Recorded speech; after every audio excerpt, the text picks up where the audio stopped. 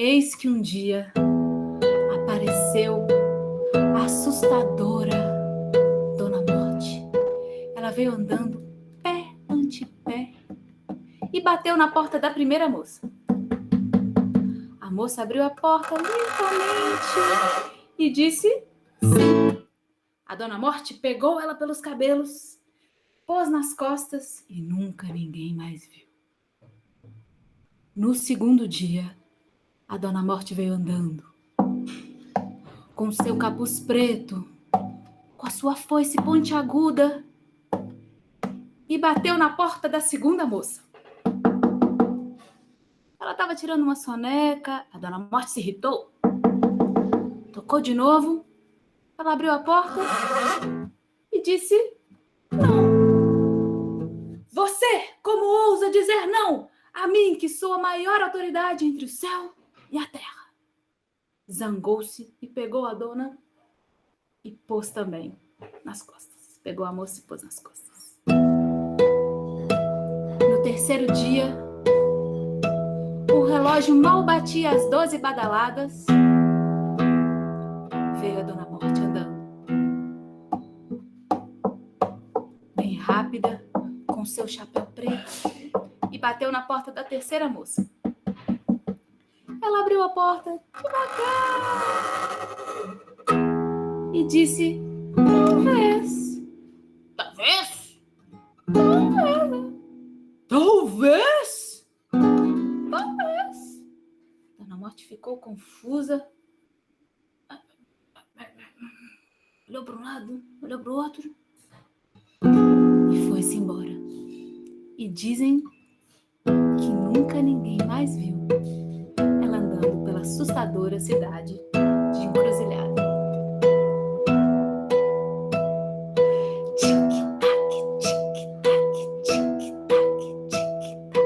Uma delícia, eu acho que foi o barraco mais suave para a alma que a gente fez até agora.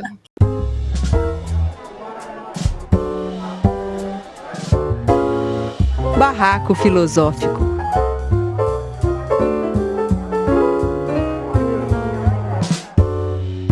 Oi, gente, então estamos aqui para mais um Barraco Filosófico, armando barracos com convidados. Hoje nós temos uma convidada muito especial, que é uma artista que, na medida que a gente foi estudando, né, para entrevistá-la, a gente foi virando fã dela, que se chama Irene Bertacchini.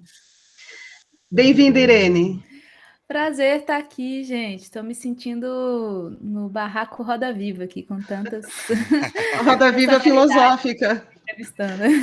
Olha, gente, para quem não sabe, vou falar aqui um breve resuminho, né, da Irene, tem muito mais coisa. Em 2007, lançou um álbum Revoada, em parceria com o compositor Leandro César. O CD foi gravado em Portugal e no Brasil e recebeu o prêmio BDMG. BDMG Cultural, né? E foi em 2017. E uma honra, esse grande compositor que foi o Flávio Henrique, deu nome a esse prêmio. Sendo considerado o melhor álbum de canção autoral de 2017. Ainda em 2017, lançou seu primeiro álbum voltado para o público infantil, Lili Canta o Mundo, baseado na obra de Mário Quintana. Desde o início de sua carreira, a autora já lançou e participou de mais de 12 CDs. Destaque para seu primeiro CD solo, Irene Preta, Irene Boa, lançado em 2013. Considerado um dos melhores álbuns do ano pelos sites referência na crítica da música contemporânea brasileira, Jardim Elétrico e Embrulhador. Então, Irene, é uma honra que você tenha vindo conversar com a gente. Muito obrigada, né? Poxa, obrigada a vocês. Vou passar para a Marina te receber, que é a Marina que te convidou, né, que é tua amiga. Recentemente você foi para a Europa, né? Você passou quase um ano lá, né? E rodou em vários países e ficou em tudo quanto é tipo de lugar, na casa das pessoas, numa comunidade sustentável, com banheiro, como é que fala? Banheiro ecológico. Enfim, muitas experiências no meio de uma pandemia louca. Tentou aprender... Qual língua que você tentou aprender lá? Francês, né? Francês, um frio arretado. Só ficava o olho de fora no casaco, enfim, várias experiências que eu imagino que devem ter contribuído muito, tanto para pessoalmente quanto para a sua música. E aí eu queria que você falasse assim, dessa experiência, como foi conhecer gente de tudo quanto é tipo e ficar em lugares tão diferentes e como que isso refletiu no âmbito pessoal e na música, assim, nesse momento pandêmico. Foi muito rico, né? A experiência. A gente começou. Então, boa noite a todos que estão nos ouvindo, primeiramente. E falar que essa experiência de estar na Europa, né?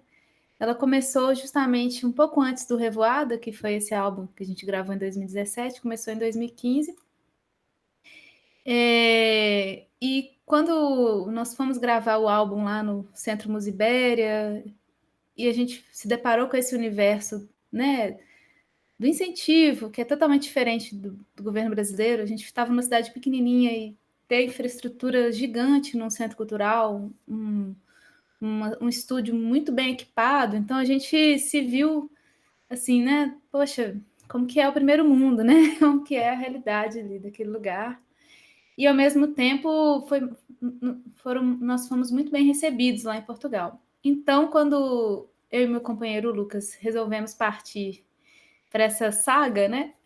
Em 2019, eu tinha essa esperança de que a gente ia ter essa mesma recepção, né? E de fato aconteceu, mas não é a mesma coisa, né? Quando você fica um mês, 2 meses é uma coisa, mas quando você fica um ano, as coisas também se dissipam, né? Então, aquela oportunidade que poderia acontecer, a pessoa te fala, daqui a pouco. Então, também teve essas questões, assim.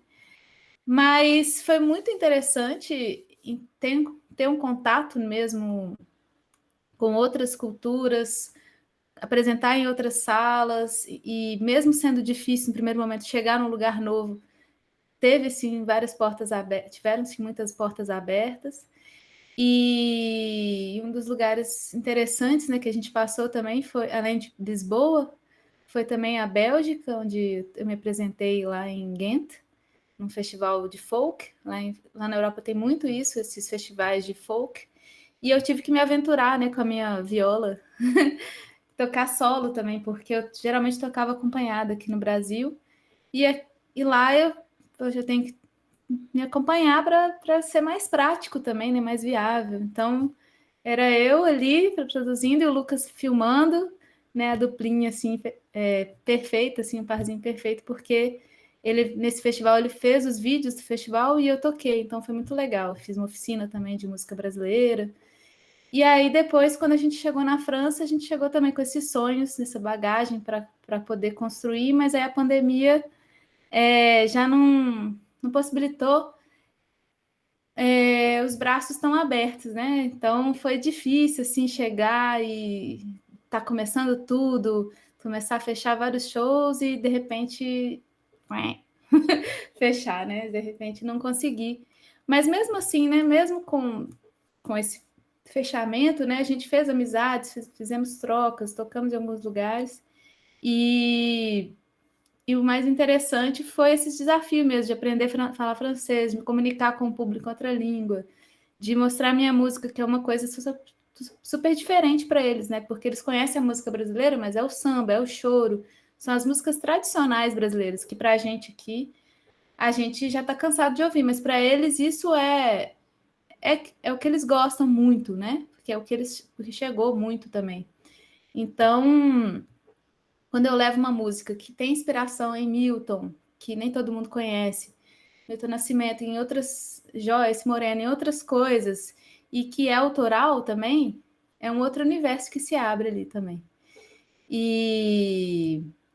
Mas aí a gente foi se reinventando, a gente ficou 2 meses e meio parados lá na pandemia, e depois a gente foi para passear um pouco, e foi para essas comunidades alternativas, onde tinha o banheiro ecológico, onde tinha essa possibilidade de trocar mais, né? Aprender mais sobre outras formas de... Defina banheiro ecológico, Irene. Defino. Bom, a gente estava numa Em comunidade... 5 linhas. Em 5 linhas. A gente estava numa comunidade onde tudo que era gerado ali era para o próprio consumo, né? Uma economia sustentável mesmo. E aí eles tentavam também gerar o menos impacto, né, possível. Então a horta não tinha agrotóxico, era tudo agroecológico também. E o banheiro consiste em um buraco mesmo, com uma privada, onde você vai jogando serragem. E é isso. Não, E isso aí, aí era o banheiro da roça. Eu sou de família de é, agricultores. Na casa da minha avó, na roça, era isso, chamava patente, era patente. Que era um buraco, um banquinho com um furo no meio que você senta ali. E o que limpava era um sabugo seco. Então tinha um pote com sabugo seco, era o banheiro ecológico, é a patente da minha avó. mas ela já usava papel higiênico, já era mais Já usava. evoluída. Mas era isso, era interessante, porque assim, eles conviviam bem com isso, né? Ao mesmo tempo, a ordenha das vacas era manual também, então tinha várias coisas que eles tentavam manter, ao mesmo tempo que na Europa, aquela coisa tecnológica, né? Tem uma máquina para tudo, né? Assim, tem aspirador, tem máquina de lavar louça. Não que aqui no Brasil não tenha, mas é muito mais comum você encontrar uma casa com todos esses equipamentos, uma máquina para fazer café, uma máquina para lavar louça, para varrer, para secar, para tudo. E aí lá não, é o contrário, tudo manual, né? Você falou uma coisa só para compartilhar do mesmo sentimento. Quando eu fiquei um tempo em Portugal também, viajei, Itália, França e tal, mas principalmente em Portugal, porque eu fiquei um certo tempo em função de trabalho, pesquisa, né? Eu fiquei muito espantada com o quanto as cidades, microcidades, têm instituição pública de cultura. Então, festivais de cinema internacional acontecendo naquela microcidade.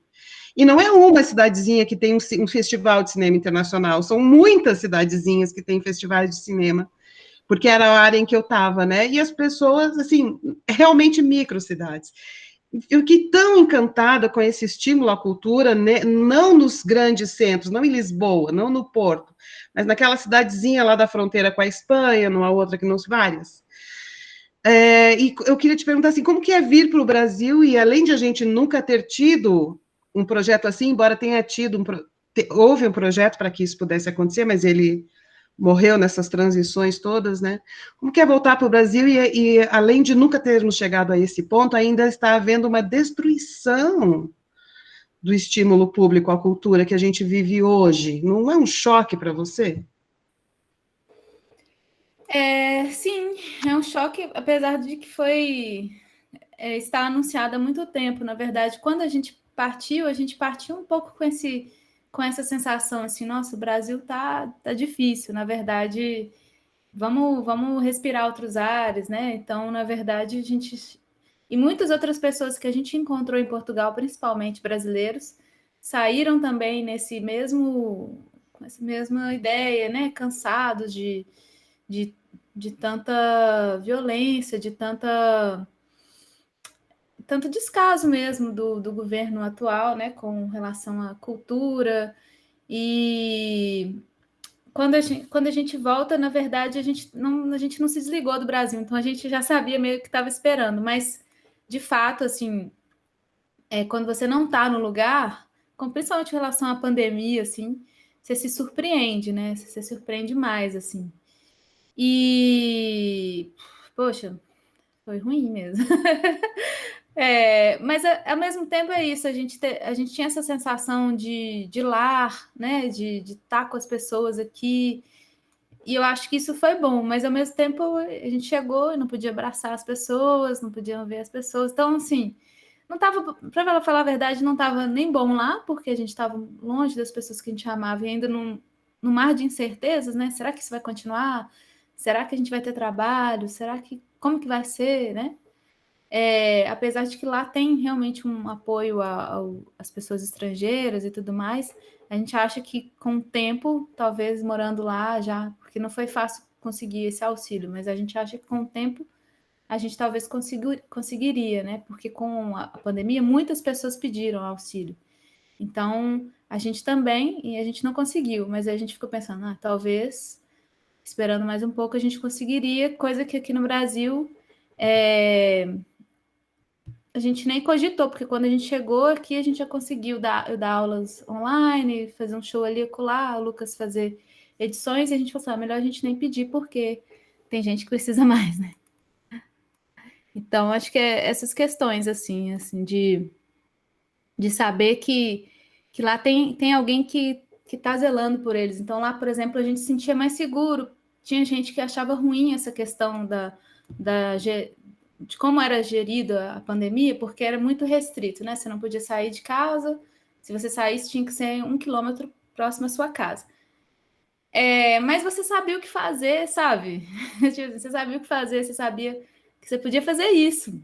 E você se sentia seguro, né? Então, aqui você não sabe o que fazer, você não se sente seguro, né? Então, realmente, isso também fez uma diferença. Quando a gente voltou, a gente se sentiu mais inseguro em relação à pandemia, né? A informação, né?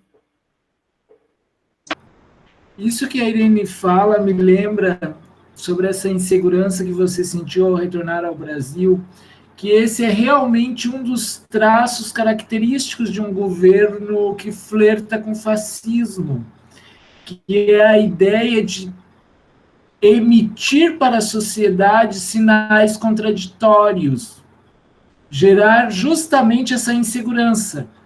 Afinal, eu vivo numa liberdade, só que é uma liberdade fake, porque eu não estou seguro. Então, não há um equilíbrio fino entre liberdade e segurança.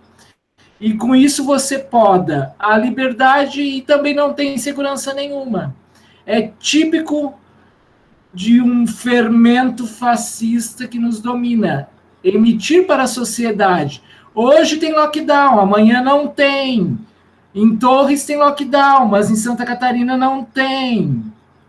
Né? Enquanto que lá, pela informação que você está transmitindo, é algo mais uniforme. Apenas esse comentário, tá? Eu queria falar sobre o coletivo Ana, assim, tive a oportunidade de ir no show e é uma coisa muito, muito reveladora, porque é forte, ao mesmo tempo suave, e é muito emocionante a forma que vocês tratam desse feminino, assim, que não é uma coisa clichê. É muito bonito o trabalho de vocês, e foi o primeiro coletivo, né? De compositoras da MPB, e são mulheres tão fortes, com identidades tão diferentes, mas quando vocês se juntam, vocês conseguem fazer um trabalho tão potente. E eu queria que você me contasse um pouco desse coletivo, desse eu feminino que vocês trabalham nas canções, nas composições. Que a minha pergunta era, quando eu vi que você trabalha a questão do feminino, o que é o feminino hoje, né? Como a gente pensa o feminino hoje, contemporaneamente, né? O que seria Sim. isso, né? Bom, sobre o coletivo Ana, a gente, em 2011, a Dé Mussolini, que também é cantora e compositora, ela me convidou para criar um projeto, e eu falei com ela, olha, a gente podia fazer um projeto com compositores e tal, e ela falou, não, podia ser de mulheres. E naquela época isso tudo era muito, muito novo, em 2011, não estava tão em voga, né? Apesar de já existir coletivos de mulheres feministas no punk, no rock, na MPB isso ainda era bem mais velado, assim, bem mais assim, não é assim, as coisas são iguais, né? Tinha esse pensamento que é uma maquiagem que rola, né? Em todos os ambientes, na verdade, que são muito masculinizados. E aí a gente começou a raciocinar a verdade, cara. Quantas compositoras a gente conhece? A gente conhece várias, mas elas não se dizem como compositoras, elas falam primeiro que são cantoras. E a gente ficou pensando nisso, que não existia nenhum coletivo de mulheres né, na MPB, e sim no universo que a Dé já pesquisava, que era no universo do rock and roll e do punk. E aí a gente ficou pensando sobre isso, como que não tinha, sei lá, uma revista sobre isso, né? Tinha a revista TPM, mas assim, ela era muito dissolvida. A gente ficou pensando sobre isso, várias coisas, né? Não tinha um festival. Quando você vai no festival, o Savassi Jazz Festival, hoje está um pouco diferente, mas a maioria das pessoas são homens. Você vai no festival de música instrumental, a maioria das pessoas são homens. Você vai no festival de música de canção, a maioria das pessoas são homens. Ou a mulher está cantando e a banda dela é toda de homens. Mas assim, isso vem tem sido, né, transformado, né? Tem se transformado, mas ainda assim é muito, muito dominante ainda a figura masculina. E quando a gente ficou pensando sobre isso também na educação musical, ela tem, no curso que eu fiz, né, fiz curso de licenciatura em música, e ela também, a maioria das pessoas que eram professoras, estavam fazendo curso de professores, eram mulheres, e o curso para ser instrumentistas era mais homens, e a gente ficou conversando com isso e criamos então o Coletivo Ana, convidamos a Laura Lopes, Michele Andreazzi, a Leonora Weisman, a Luana Aires, Luísa Brina e a Leopoldina Azevedo. E foi muito intenso, porque a gente se descobriu feminista ao fazer o coletivo, porque a gente não tinha essa ideia, né? Então a gente descobriu o que era essa luta por direitos, porque quando a gente colocava para os homens, muitos desenhavam e falavam, por que tem que ser só mulher? Quando a gente falava com mulheres também, algumas questionavam também. Eu tive essa mesma questão lá em Portugal, porque além desse coletivo, eu também criei com outras mulheres o Sarau Substantivo Mulher, que é um sarau onde reúnem várias mulheres. E lá em Portugal, eu conversei com algumas mulheres para a gente fazer essa iniciativa internacional, né? E algumas também colocaram, mas por que tem que ser só mulher? Aí eu precisei explicar, eu precisei falar, olha, você foi naquele festival, só tinha homem, você reparou? Você foi lá questionar por que só tinha homem? Não, mas então por que você está questionando que só tem mulher aqui? E aí, na verdade, é um incentivo, né? Não é que a gente quer separar um do outro. Na verdade, a gente quer justamente esse equilíbrio, né? O yin e o yang. A gente quer o masculino e o feminino no mesmo lugar, né? Então, foi muito, muito bonito isso. Inclusive, tem participações de homens também no nosso disco, tem mulheres instrumentistas, a banda é toda formada por mulheres, a Luísa Mitre, a Natália Mitre, a Camila Rocha e a Ana Lu. E, além disso, tem arranjadoras mulheres, a Joana Queiroz, Thaís Montanari, e também tem homens arranjando, tem o diretor musical que também foi o Rafael Martini, mas também tinha a produção musical minha, e por aí foi, né? Assim, a gente tentou amalgamar isso da melhor forma. E foi muito legal que depois que surgiu o nosso coletivo, outras pessoas vieram nos procurar. E aí, como é que tá isso? Como é que é isso? Também quero entrar. Aí a gente falou, não, a ideia não é que vocês entrem, é que vocês também criem. Vocês podem participar com a gente, podem, né? Claro que vocês vão ser super bem-vindos. Mas, na verdade, a ideia é incentivar. E foi muito legal que o coletivo Lua, lá no Rio, foi criado também através dessa ideia, né? Que a gente estava aqui, outro lá em Salvador. E eu acredito que tudo isso foi impulsionando mesmo uma vontade mesmo, um querer e a mulher se encontrar mesmo nesse lugar, né? De poder falar sobre o que ela pensa, poder também ser protagonista, né? E a Demo Solini, juntamente com outras compositoras, que é a Bia Nogueira e a Bela Bretz, criaram o Sonora Festival, que é um festival internacional de mulheres, criaram Mulheres Criando. Então, a partir de né, do coletivo Ana, outras ideias foram surgindo. Eu acho que foi um impulsionador para todas nós, assim, de ideias, de possibilidades, né, de criação desse eu feminino, assim, que é tão esmagado por esse condicionamento cultural. E eu acho que o feminino hoje é liberdade, né? Você perguntou o que eu acho que é o feminino, eu acho que é liberdade. Que eu vejo outras mulheres jovens já com outro pensamento, assim, muito mais livres do que a gente, sabe? Conversando com a minha sobrinha, eu vejo que ela não tem esse pensamento tão fechado, né? Assim, com relação ao que é ser mulher, o que é ser mulher no mundo, sabe? E eu fico aliviada, assim, fico feliz. Eu vejo você eu olho para você e vejo uma mulher super jovem. Acho engraçado você falar isso. Eu tenho Quantos anos você 34, ela tem? tem 17 anos, né? Ela tem 17, você tem quanto? 34. Mas é uma mulher jovem, né? Verdade. Mas você vê como as coisas também melhoraram para a gente, né? Mudaram rapidamente, então, em pouco tempo, né? Uhum. Com certeza, com certeza. Eu acho que isso... Assim, eu acho que toda essa redescoberta, né, do movimento feminista que já existia, né? Então, acho que foi uma redescoberta. Teve um momento que ele foi totalmente renegado, existia muito preconceito. Então, eu acho que eu fui dessa geração que herdou esse preconceito, mas sem saber entender por quê, porque as pessoas sempre colocavam que, na verdade, a mulher queria ser a mesma coisa que o homem, né? Ser maior do que o homem. Então, quando a gente foi tendo esse entendimento que isso foi o que as pessoas queriam que a gente pensasse e começou a, né, a desfazer esse desentendimento, desfazer essa distorção, né? Foi muito importante e eu vejo hoje muitas mulheres unidas, né? Sempre percebendo que, na verdade, essa união, essa coletividade, essa sororidade, né? É isso que propicia a mudança, né? Então, não é uma mulher brigando com a outra. Então, eu lembro disso na escola, que tinha um negócio que mulher junta ia brigar com a outra. Muitas jornalistas, inclusive, perguntavam isso para a gente no início do Coletivando, e a gente não entendia isso como machismo. Como que é um grupo só de mulheres? Não dá muita confusão? Todas as jornalistas perguntavam isso. Aí a gente, como a gente foi moldada nisso, a gente ficava, dá uma confusão, né? A gente gosta de falar muito, mas depois dá certo e tal.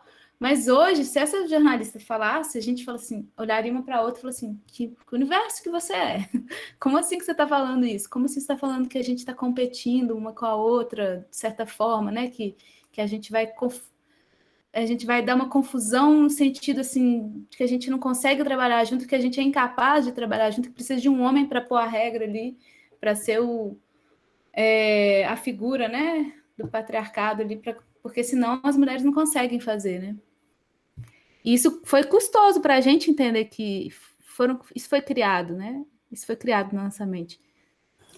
Isso é engraçado, né? Eu sou Renata, sou aqui de BH também. Isso é engraçado que isso é reproduzido em coisas muito sutis, né? Minha filha, ela está com 20 anos, mas ela com uns 9, 10, na escola, começou a ter umas tretas, assim, entre as meninas, coisas que era só dar um direcionamentozinho, e o diretor da escola veio conversar e falar assim, é assim mesmo, a cidade, as meninas são terríveis, elas brigam o tempo todo, sabe? E a minha filha, ela falava, eu lembro dela falar para mim, falou assim, mãe, sabe uma coisa que eu reparei? É que a gente conversa, os meninos andam juntos, mas eles não falam, sabe?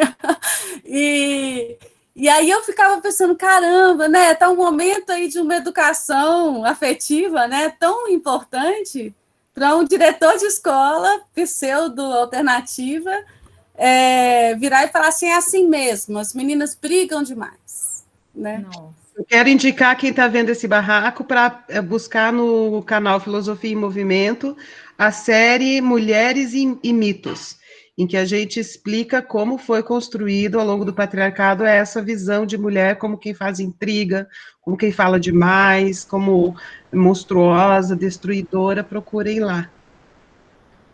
O patriarcado também faz as suas vítimas entre os próprios homens, né? Soterra o homem também. Também é um padrão de masculinidade que não existe no real concreto. E os homens, na vida diária, são também extremamente contraditórios. Eles também terminam sendo soterrados em sua integralidade humana. Verdade. Acho eu, né? Estou me metendo aqui. Trigaúcho, né? Trigaúcho. Estou me metendo aqui. Mas, assim, até os anos 60, nos Estados Unidos, tem uma história, Marina, de um médico que cortava os clitóris das mulheres para curar elas de lesbianismo. O clitóris era considerado algo que enlouquecia as mulheres, então cristãos cortavam o clitóris das mulheres. Oi? Você não tem o forró ou o baião da Siririca? Tenho. Você podia tocar. Você fica sem graça? Não. Foi com a Déia, não foi?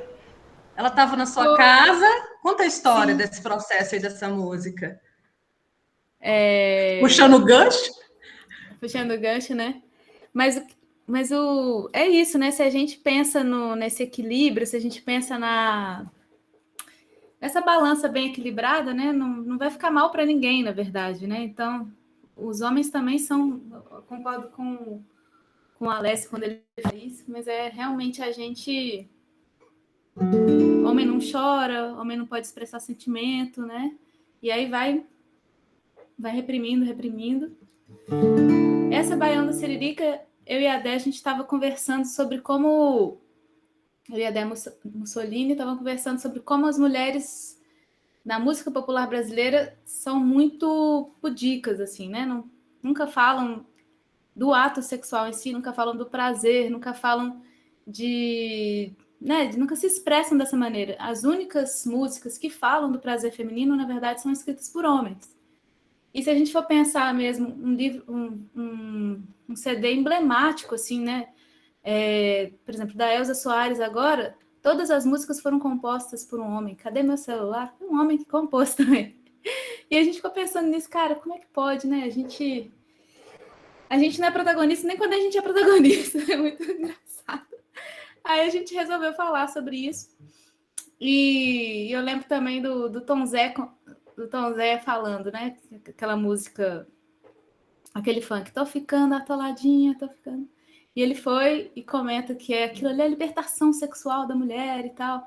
Mas também precisou de um homem para dar aval. Falou assim, não, pode, tá de boa. A mulher pode falar disso. Porque quando é mais comum a gente reprimir, né? Mais comum a gente sempre reprimir.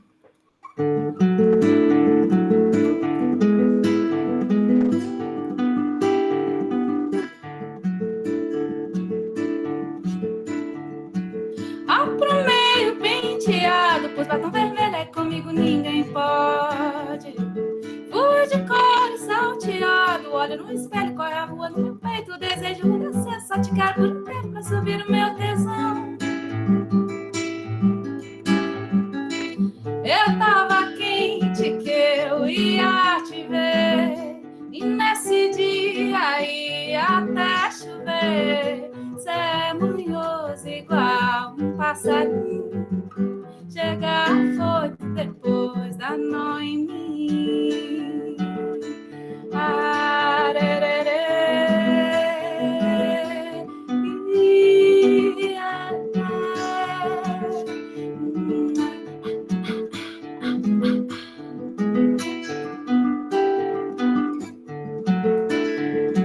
sem perder o meu gingado, meu corpo de Deus é disponível pra negócio.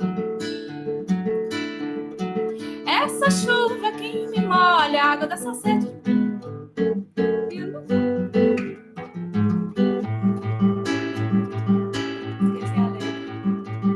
Eu tava quente que eu ia te ver, e nesse dia ia até chover. Cê é manhoso igual um passarinho, chega foi depois da noite.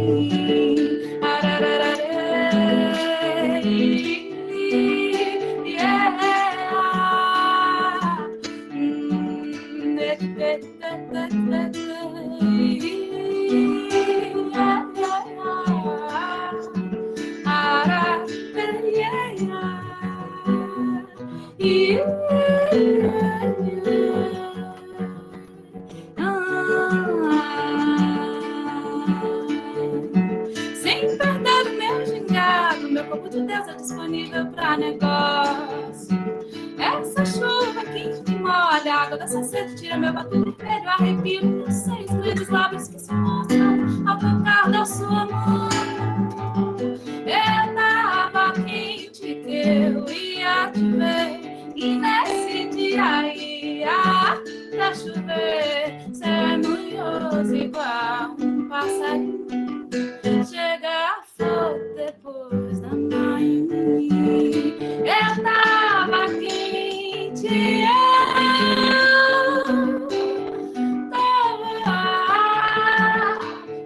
tava quente, ia te ver. Que luxo ter você cantando pra gente. Muito legal. Obrigada. Ótimo. Legal. E no Coletivo Ana também tem muito essa pegada, né? Você consegue, assim, eleger... Eu sei que é difícil, porque as músicas são lindíssimas, mas se você pudesse escolher uma música que você acha que retrataria melhor esse eu feminino, assim, você acha que você conseguiria? No Coletivo Ana tem uma que fala sobre o parto, né? Então, Essa muito música é forte. linda, essa música é linda. Ela é muito forte, assim. Na verdade, as composições foram geradas, assim, em conjunto. Então, a gente encontrava numa roda e começava a mostrar ideias, mostrar situações. E uma dessas vezes, as meninas, algumas eram mães, né? E elas começaram a compartilhar sobre como foi o parto, como foi doloroso, como que né, o pós-parto também foi doloroso, como que era. E também, ao mesmo tempo, é uma morte e vida, né? Então, elas conversando muito sobre isso, sobre essa situação tão potente que é gerar a vida. A Michelle e a Luísa Brina criaram essa música, que eu acho que ela é uma música que representa muito, muito essa feminilidade, assim. E quando a gente estava criando o disco, a gente começou a pensar, poxa, a gente podia trazer mais sobre esse eu feminino. Então, quando a gente foi pensar outras músicas também, né? A Déia Trancoso me deu uma letra que fala sobre o Uruboro, que é sobre a serpente comendo seu próprio rabo, assim, desse ciclo da vida. E eu acho que é tão forte isso de pensar que essa vida começa e termina porque existe uma mãe terra, existe essa fonte de vida que é feminina no mundo, né? E foi interessante, você vai casando, assim, né? O disco tem toda essa brincadeira, se a gente for pensar, né? Inteira sobre se permitir ser cantora, se permitir se colocar no mundo. A canção, para mim, é uma espécie de uma oração também para você se aceitar. A Filho fala nesse lugar de alguém que perdeu o filho, ou que desse vínculo materno que é tão intenso que deixa também as relações confusas, né? Nesse lugar também. A Daqui para o Futuro, a Dé fez quando estava grávida. Tô lembrando de todas, assim, que tem um pouco a ver. Depois a outra que fala sobre o amor. E aí outras que estão relacionadas a questões contemporâneas, como Sobre o que Faço, que fala sobre essa rede social, que na verdade justamente a gente está diante de um espelho das nossos próprios defeitos, né? Que a gente vê no outro, e aí esse ódio é gerado em nós, e a gente comenta lá com ódio, mas na verdade é o que a gente poderia mesmo estar fazendo, né? E acho que é isso. Assim, falei de todas as músicas só porque... Ó, essa história do parto, Irene, eu acho que se as mulheres contassem a história da humanidade, a questão do parto ia ter outra relevância. Nessa história da perseguição às bruxas, eles matavam parteiras, às dezenas, centenas, de não sobrar parteira em regiões, era uma coisa horrorosa, assim, de dizer que parteira é bruxa e ir matando, né? Tem uma história do século XIX, que agora não vou lembrar o médico, mas o médico que descobriu que aquilo que matava as mulheres no parto eram mãos contaminadas, né, de micro-organismos.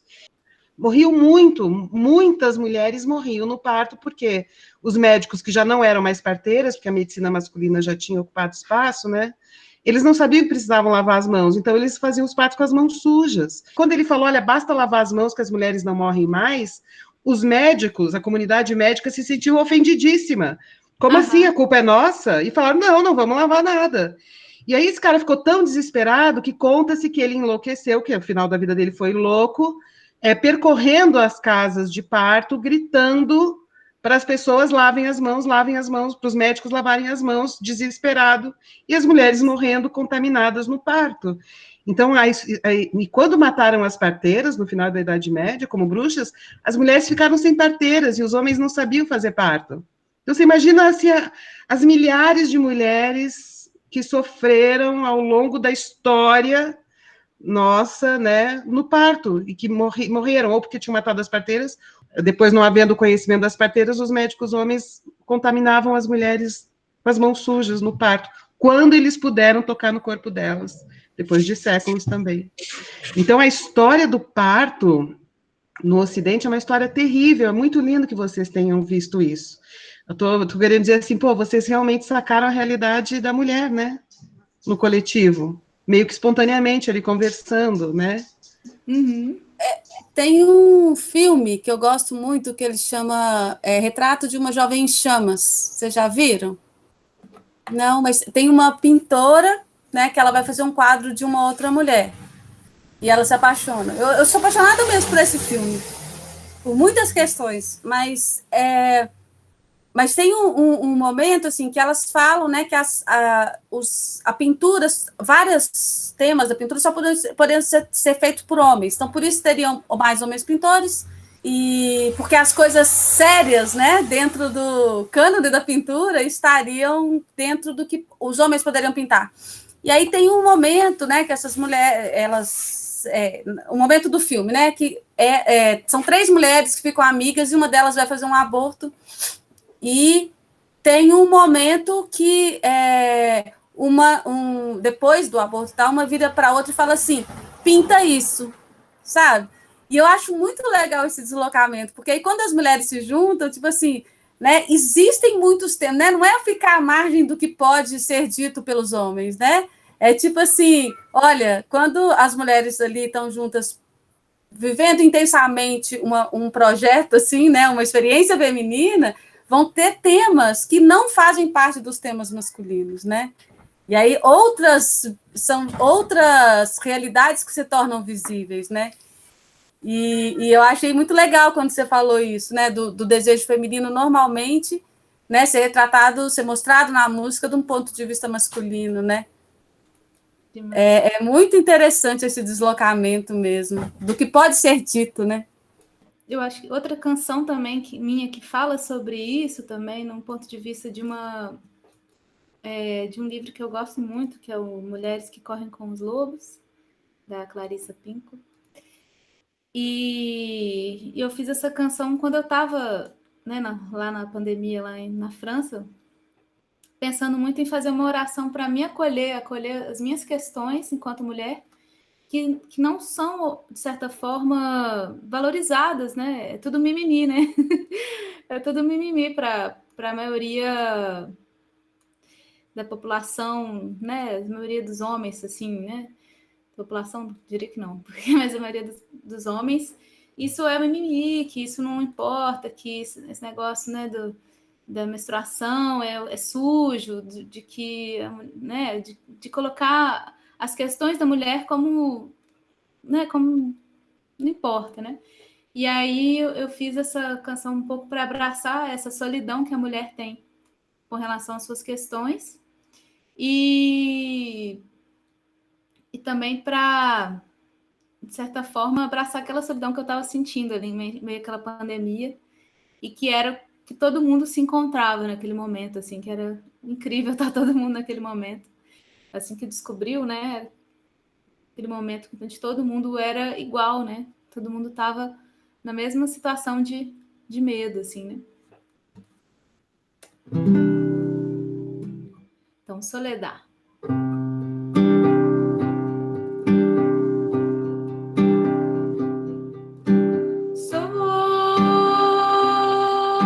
Soledad de mi alma.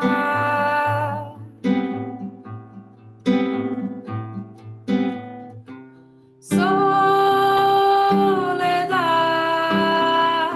de mi cuerpo.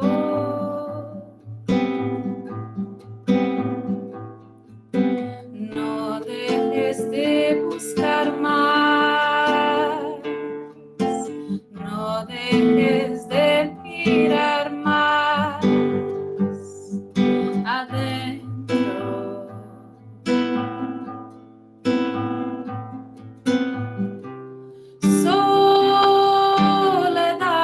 Soledad de mi alma.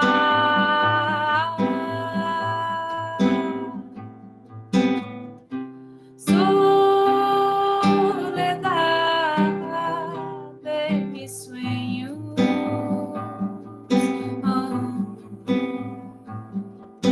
No dejes de mirar más. No te vayas de mi corazón abierto.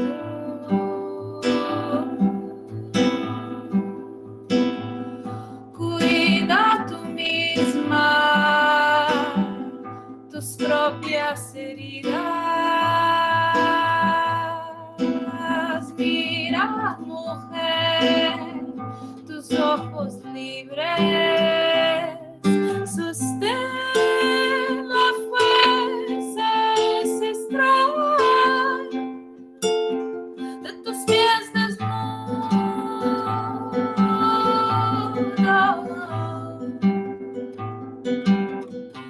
Ay, ay,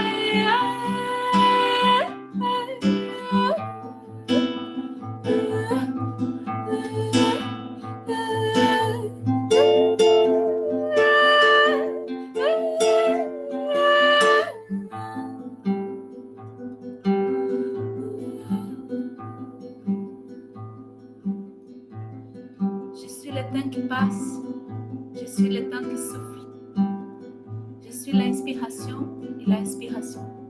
Un jour, tout le monde s'arrête et je passe.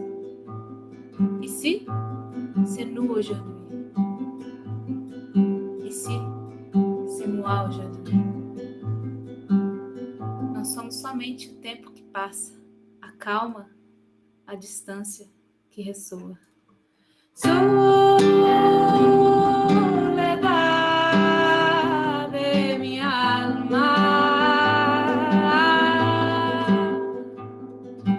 não deixes de buscar mais, não deixes de olhar mais, amor.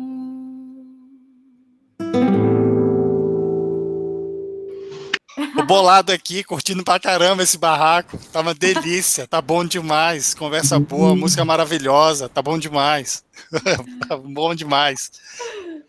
Tem uma música que eu gostei muito sua, eu acho que o título é Dia Bom.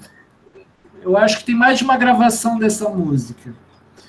Mas a gravação que eu mais gostei foi você cantando, você tocando, caminhando às margens do Sena. Ah, sim, sim. O que eu gostei foi do contraste, porque Dia Bom parece que fala de algo típico de Minas, né? Da infância em Minas, algo assim. Mas, de qualquer forma, é algo bastante típico de uma criança brasileira do interior do Brasil. Sim. E aí, de repente, a música é cantada às margens do Sena, passando uma ideia assim, com um fundo arquitetônico de Paris, daquela Paris haussmanniana, aquela arquitetura típica de Paris, com pessoas transitando ali que eu acredito que são de infinitas nacionalidades. Então, o clipe me passou a ideia do nativo e do universal. Esse contraste entre a letra da música, entre a simplicidade da fala, da poesia musical, e no centro urbano de Paris, enfim, que é um lugar de convergência de inúmeras pessoas. Paris é um dos centros mundiais do capitalismo global, né? Enfim.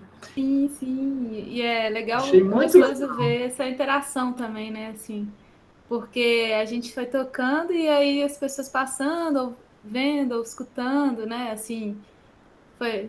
Na verdade, a gente tocou 2 vezes, mas nenhuma das vezes foi no mesmo lugar. A gente foi andando mesmo à margem do rio e tocando, e cada hora uma pessoa interagia, conversava. E foi bem legal, assim. E por sorte tinha umas crianças brincando também. Assim, não era nem a intenção, mas quando a gente passou, ele falou, não, agora vai ficar legal, porque as crianças ali estão brincando, estão interagindo com a música, vendo o que é isso, menina tocando no meio do nada. E você tem um trabalho com Lili. Me chamou a atenção porque eu sou do Rio Grande do Sul. E Mário Quintana é um poeta do Rio Grande do Sul.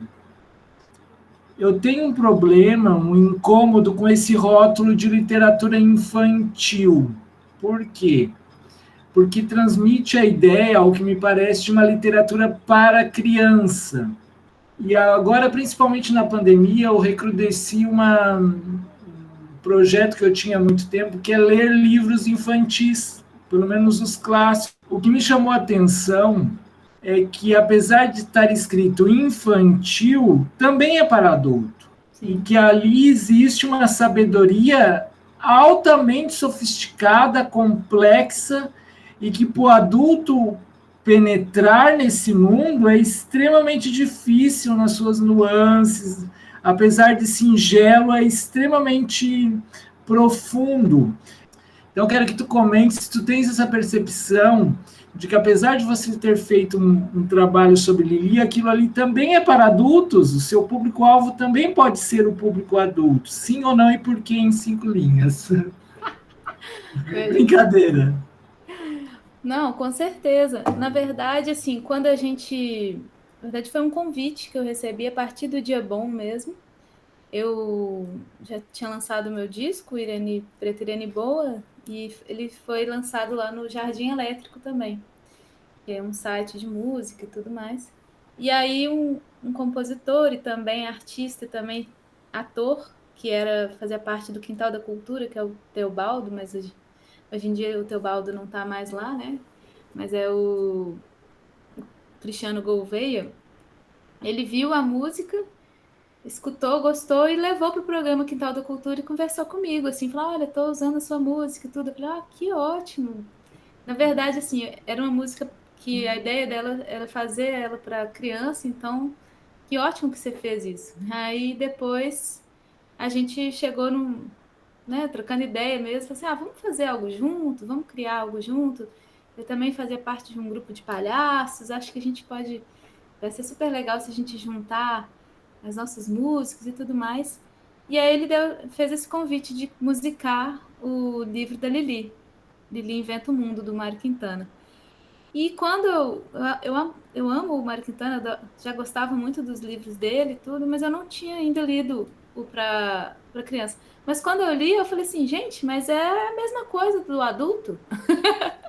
Não tem nada diferente, assim. Eu fiquei pensando nisso, a não ser as ilustrações. Eu fiquei, poxa, mas será que as crianças vão gostar disso? Fiquei pensando nisso. Mas ao mesmo tempo, eu fiquei pensando que eu fui uma criança que li muita poesia, porque minha mãe né, era professora, e ela me presenteava com, né, olha esse livro aqui, que legal. Me mostrou Manuel Bandeira. Eu gostava de poesia, apesar de entender pouco às vezes, né, muitas vezes. Mas eu gostava do jogo de palavras. E aí a gente foi conversando e foi entendendo que, na verdade, a criança, ela capta coisas muito diferentes que o adulto. Ela capta a sensação, ela capta a brincadeira das palavras, ela capta as cores, o jogo de movimentos, as paisagens. Ela imagina muito mais, né? Ela é um ser muito mais livre, né? Então, o adulto, ele já vai ser mais objetivo ali, vai perceber como que tá todo o roteiro ali encadeado, com a melodia, com tudo, não sei o quê, vai perceber toda outra perspectiva, né? Então, quando a gente fez o Lili e lançou o espetáculo, assim, a gente percebeu isso, que os pais ficavam encantados também, escutando a história e prestando muita atenção, e as crianças ficavam viajando junto com a gente ali na brincadeira, né? Então, eu acho que eu fico muito feliz que existam esses livros, esses poetas que também pensam em editar essas poesias para as crianças. E eu, muito nesse viés, eu construí um outro espetáculo, que é o Cantigas para Acordar o Rio. Eu tinha muita vontade de trabalhar com o Manuel de Barros, e eu fiquei pensando, como que eu trago isso, esse universo, e eu também percebi, né, procurando, que ele também tinha livros para crianças. E quando eu li, eu falei assim, gente, mas é muito parecido com a obra dele para adultos, só que tem umas sutilezas ali, né? Realmente, ele vai facilitar alguma outra palavra, não vai usar uma outra palavra que a criança não vai entender, mas assim, tem muitas camadas ali, né? Acho que a poesia é isso, são várias camadas, a arte é isso, são várias camadas, né? Cada um vai perceber de uma forma, e acho que nem um poeta, nem um músico sabe disso. O que o público vai entender? Essas camadas é meio do subjetivo, é meio uma coisa meio até meio inexplicável, assim, o que, que o público vai sentir daquela música, às vezes vai ser completamente diferente do que que o artista está querendo dizer, né? Pode acontecer. Mas é isso, assim, eu acho que a poesia, ela é para todos, né? Então, por isso que eu insisti com esse Cantigas para Acordar o Rio, onde eu trago a poesia do Manuel de Barros, do livro Cantigas para um Passarinho à Toa, tem também Poeminha de Língua de Brincar, e o Menino do Rio. Então, também tem esses poemas. E foi um desafio maior, porque o Manuel de Barros, ele é diferente, então, né, ele tem uma profundidade maior, assim, na escrita do que o Mário Quintana, assim, que tem uma brincadeira com o jogo das palavras também, mas é diferente. Mas foi muito gostoso, assim, também, os dois. Como é para você que escreve, que acaba fazendo essa adaptação para a música, como é para você construir esse material, esse trabalho, desenvolver essas obras, às vezes dentro de uma perspectiva muito particular sua, mas também dessa perspectiva particular de, às vezes, estar em outros lugares que não é o seu lugar nativo, né? De estar viajando, de estar confrontando outras linguagens, outros idiomas, outras sonoridades, encaixar nessas prosódias, fazer esse ritmo, dessa coisa. Eu queria saber como é que é isso e como também levar um pouco desse universo, desse imaginário brasileiro e chega à Europa. Eu sei que talvez já tenha uma abertura porque o pessoal já conhece, né, a nossa tradição. Mas como é que é levar esse imaginário de uma coisa brasileira, de imagens, metáforas, de ideias muito próprias nossas, da maneira da gente ver o mundo, ao europeu, que às vezes tem uma visão totalmente diferente, principalmente aqueles não ibéricos, né? Sim. Quando a gente resolveu ir para a Europa, eu tinha muito essa questão, porque lá em Portugal eu sabia que as pessoas iam me entender, que ia ser mais fácil a comunicação da minha música, que eles iam entender melhor as minhas letras, né? E realmente existem muitos brasileiros que vão para lá tocar também, então já tem esse lugar já aberto, né, também. Então eu tinha muito essa sensação. Mas quando eu cheguei lá, na verdade, eu deparei que, assim, apesar de ser a mesma língua, não é a mesma língua, né? Então tem várias questões que nos separam. Senti que alguns momentos eles me pediam mesmo para eu explicar algumas coisas, explicar mais o contexto, explicar mais o que aquelas palavras queriam dizer, porque realmente são outras palavras, é realmente outra língua. E então teve muitas vezes isso. Alguns release mesmo, eles pediam para eu mandar para eles que eles iam mudar mesmo a estrutura, porque senão eles não iam entender. E eu percebia mesmo na comunicação que isso não era fluido. Eu falava uma coisa, eles entendiam outra, por aí vai.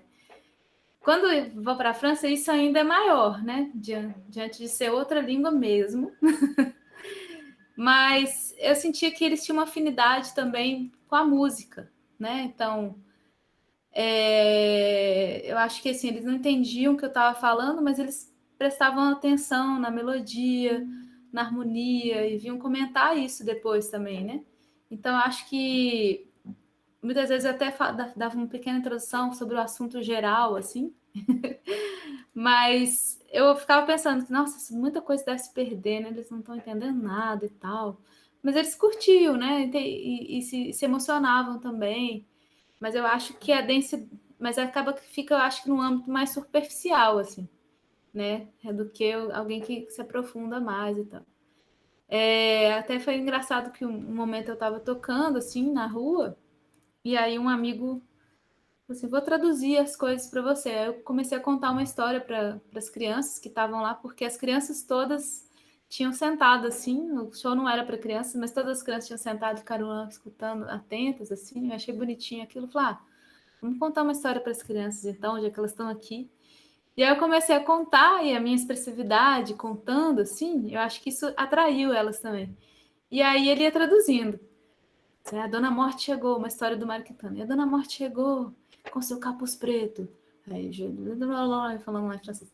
E assim, toda hora picadinho, assim, falei, esse trem não vai dar certo. E elas ficaram até o final ouvindo, prestando atenção e ficando com medo, porque a história é de terror. Então, acho que assim, a tradução não é muita solução, mas era o que tinha, assim. Então, acho que se comunica muito com a música, se perde algo, né? Mas ainda assim é uma comunicação verdadeira. Acho que não é igual, mas é verdadeira. E como é o processo inverso, assim? Como é que isso afetou em você os encontros, esses lugares e tal? Principalmente considerando a pandemia, considerando essa ideia de brutal, né? De movimentos anti-cura em todo lugar do mundo, questões muito próprias da Europa, como a xenofobia. Como é que isso afetou o seu trabalho nesses tempos?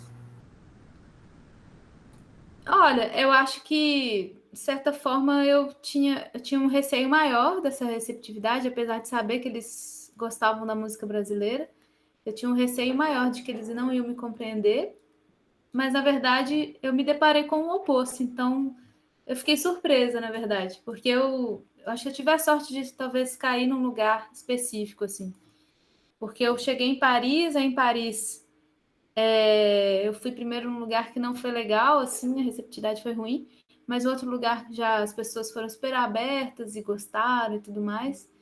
Tinha um público latino também, então não era só exatamente francês.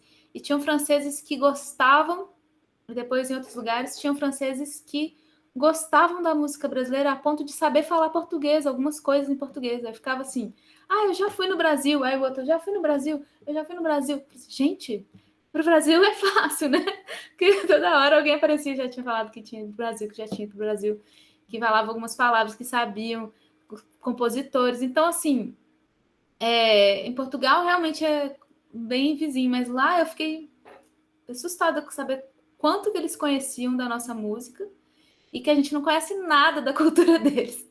Ao contrário, assim, que eu conhecia muito pouco, tipo assim, músicos franceses, não conhecia, tipo assim, não conhecia, realmente não tinha ideia.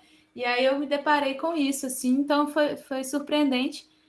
Claro que eu tô falando de um lugar que eu tinha algumas pessoas que eu já conhecia, que eu acho que se eu chegasse assim, sem saber nada, eu ia sofrer mais, assim, de não saber onde ir, saber onde que as pessoas gostam de música brasileira e tal.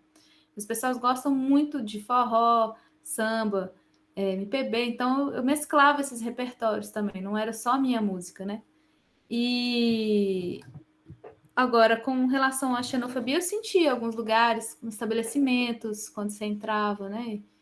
Quando você não sabia falar, tinha falta de paciência com você, porque você não sabia falar. Várias coisas, de parar, o segurança de parar, porque você tinha cara de... Assim, por mais que eu seja branca, né? Talvez eu não me vestia igual eles, né? Então percebeu que eu era imigrante. E depois, quando eu abri a boca, eu já sabia que eu também não era dali. Mas, assim, existe também um grande fluxo... Nesse lugar que eu estava, que era em Marsella, era um lugar que tinha um fluxo grande de imigrantes. Então, era um lugar diferente, assim, em relação a outros lugares da França, assim.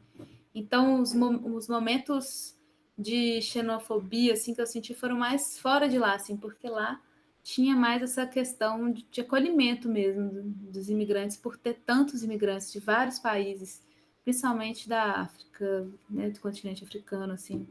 Então, tinha muitos negros na rua. Às vezes eu me sentia no Brasil, ficava assim, gente, tem tanto negro aqui, que parece que eu estou no Brasil, pelo fato de ter uma diversidade mesmo, uma pluralidade. Irene, eu queria voltar para o assunto da música para criança, porque eu adoro música para criança. E para mim tem muito a ver com isso, com a música que produz imagens, né? Criança gosta muito de poesia, né? Assim, eu acho até por não pelo registro da poesia passar por outros caminhos, né? Não passa pelo corpo, né? Pelo ritmo, pela sonoridade, pelo afeto, muito mais que pelo entendimento. Quando começa a ter que entender, vai para a escola, para de gostar, né? E normalmente a trajetória normal das crianças, da relação das crianças com a poesia, né? Agora eu acho mais que nunca, né? Assim, pensar numa arte para criança de qualidade, ele tem a ver com uma resistência, né, a esse momento que a gente está vivendo, né? De pensar numa pedagogia dos sentidos, né? De pensar de uma relação forte com o corpo, né, com os sentidos mesmo, com a percepção, né, com a sensibilidade, de uma outra educação, né, dos sentidos para a criança, assim. E eu queria saber o que você acha disso. Sim, sim. Eu tenho. Quando a gente foi criar esse espetáculo, a gente pensou muito sobre isso, de como a gente queria trazer para crianças vários elementos, uma variedade de elementos musicais, uma variedade de elementos onde elas pudessem ter contato com uma música não assim, não restrita, né? Que não seja assim um pensamento assim todo mastigado para que elas possam digerir aquilo de uma forma sem pensar, sem nada, sem refletir. Então, quando a gente foi criar os arranjos do Lili, a gente pensou muito nisso, assim, trazer uma diversidade sonora grande, fazer uma pesquisa sonora. E, ao mesmo tempo, quando a gente cria o enredo do Lili, que é uma história, a gente sabe que a história também facilita, né? A gente cria roteiros, histórias, para que as crianças também se identifiquem com aquele autor de uma maneira igual, como se ela estivesse lendo um livro de história mesmo, assim, né? Então a gente criou esse enredo ali do Lili pensando nisso, uma história que tem poesia ali no meio, né? Uma história de uma menina que descobre a poesia naquele baú de ideias, de baú fantástico de ideias que ela vai brotando ali as aventuras da Lili. E eu acho que vai muito, né, contra a maré do que é a produção de massa, né, galinha pintadinha, essas coisas assim, porque a gente traz elementos orgânicos, né, traz um baú, traz uma menina, traz elementos, traz a fita, traz a folia de reis, traz as coisas que são da terra, assim, eu acho que explorando os sentidos mesmo delas, né, traz a água, traz outras perspectivas mesmo, né? No próprio no Cantigas para Acordar o Rio mesmo, eu quis trazer um livro de folhas com folhas mesmo. Então, onde elas... Pô, tem jeito de fazer um livro de folhas? Tem. Então, né, com as folhas mesmo. E sair dali uma língua de brincar, uma língua, né, que vira um pano. Então, acho que o teatro, né, porque não é só um musical, né? Não é só música, um teatro musical possibilita muito que a criança tenha uma vivência completa mesmo, que ela tenha uma vivência, eu diria que é similar ao dia a dia dela, porque a mãe faz teatro com o filho para ele dormir, o pai faz teatro, ele não põe lá a galinha pitadinha que é quadrada, parece que é 2D o negócio, né? Tudo, as cores chapadas, as músicas são chapadas, tudo é chapado. Não, ele está ali acústico, cantando para ela, com as invenções que ele criou ali na hora, porque aquele livro ela já está cansada de ouvir, quer ouvir outra coisa. Então, acho que o teatro, ele aproxima. É uma pena que a gente, nessa pandemia, não tem essa possibilidade de trazer isso mais para as crianças, assim. Seria muito massa que o governo, não tem como ter escola, mas vamos botar um monte de teatro musical aí para as crianças verem na pandemia, em vez de já que elas têm que ficar na tela, né? Por que a gente não cria conteúdo para elas, né? Existiram alguns editais e tal, mas assim, a maior parte dos contadores de história, das pessoas que trabalham com teatro musical estão ao mingo, assim, né? Então, já que a gente tem que proporcionar a elas telas, por que será que a gente não faz isso diferente, né? Será que não tem um objetivo por trás? Por que a galinha pitadinha está ali em primeiro lugar quando você escreve galinha piu-piu ali? do que um saltimbanco da vida, do que uma palavra cantada da vida, do que uma Irene Bertaguin da vida. Mas é isso, né? Assim, existe um projeto também da gente não se enganar, né? Um projeto da gente consumir aquilo mais rápido para que daqui a pouco a gente seja, né, adultos que consumam coisas rápidas também, fast food e tudo mais, sem pensar, né? E por que Quintana, Irene? O Quintana, na verdade, foi um convite, né, do Cristiano Gouveia, mas quando ele me fez o convite, eu amei a ideia, né? Então, o motivo pelo qual foi Quintana foi por causa disso, mas reverberando aqui dentro de mim, eu já gostava muito dele, gostava muito da poética dele, e eu acho que assim, é muito infantil, ao mesmo tempo que ele traz questões muito...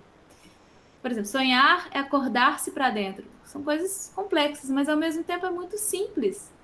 É muito simples o que ele está dizendo ali. Sonhar é acordar-se para dentro. Né? Então, sabe, e por aí vai, né? Assim, como que ele consegue ser simples e complexo ao mesmo tempo, assim. Eu acho que foi por isso que a gente chegou no acordo de que fazer essa homenagem a ele era essencial, assim, porque ele é um brincante das palavras, né?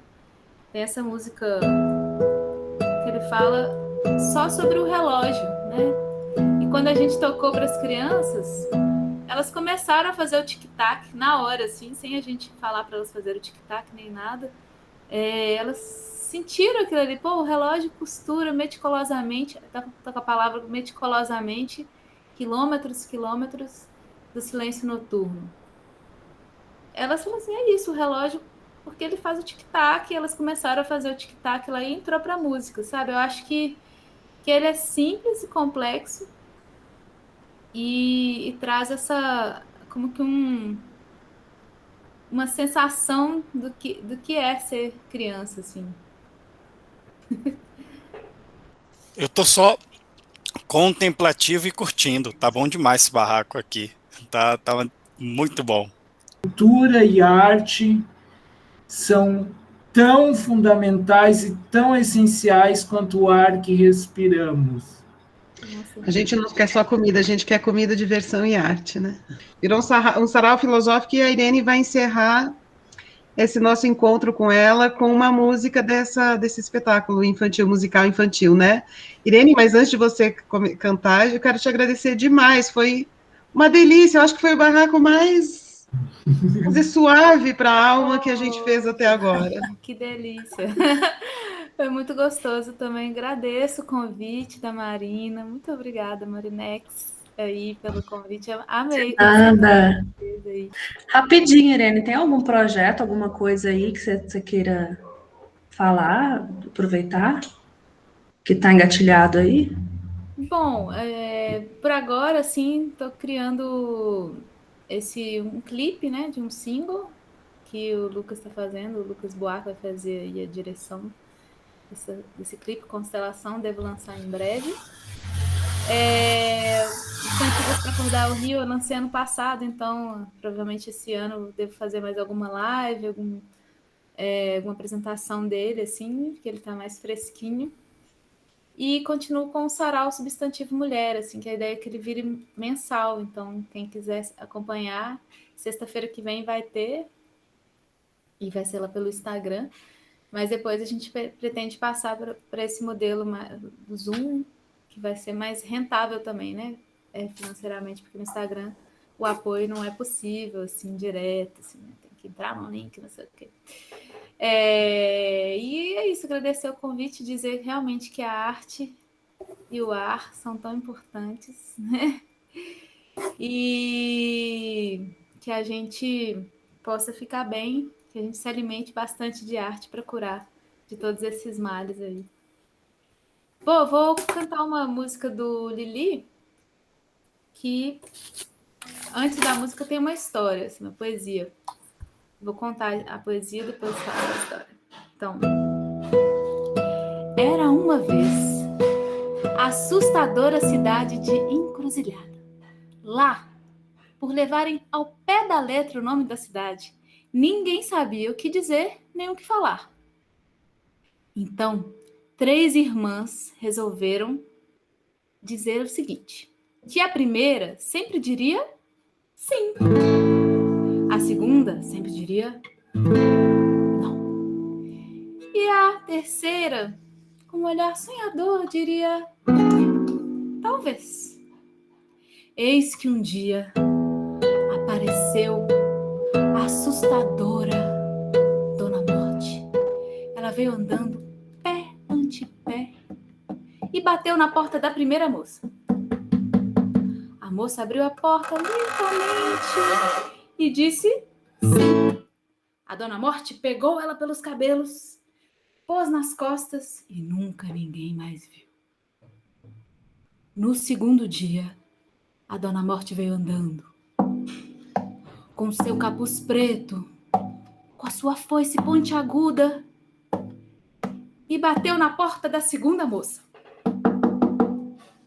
Ela estava tirando uma soneca, a Dona Morte se irritou, tocou de novo, ela abriu a porta e disse não.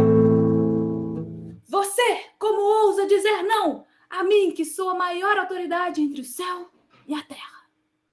Zangou-se e pegou a dona e pôs também nas costas. Pegou a moça e pôs nas costas. No terceiro dia, o relógio mal batia as 12 badaladas. Veio a Dona Morte andando, bem rápida, com seu chapéu preto, e bateu na porta da terceira moça. Ela abriu a porta devagar e disse talvez. Talvez? Talvez? Talvez? Dona Morte ficou confusa. Olhou para um lado, olhou para o outro e foi-se embora. E dizem que nunca ninguém mais viu ela andando pela assustadora cidade de Encruzilhada. Tic-tac, tic-tac, tic-tac, tic-tac. O relógio costura meticulosamente quilômetros e quilômetros do silêncio noturno. De vez em quando os velhos armários estalam como ossos.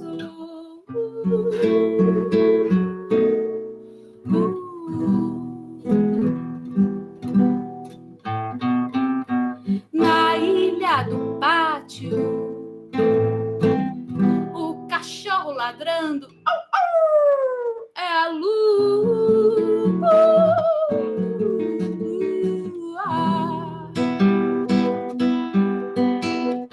E a lembrança da lua, Lili arregala os olhos no escuro. Tic-tac, tic-tac, tic-tac, tic-tac, tic-tac, tic-tac. O relógio costura meticulosamente quilômetros e quilômetros do silêncio noturno.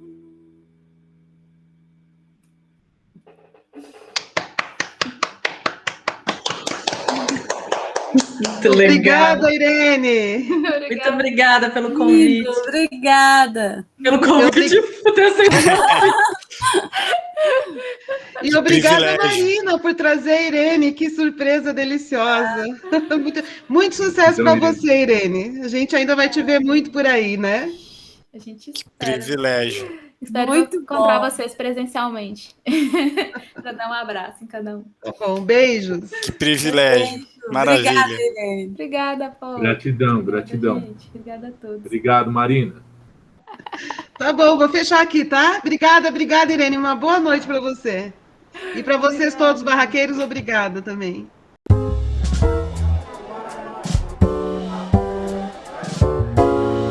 Barraco Filosófico.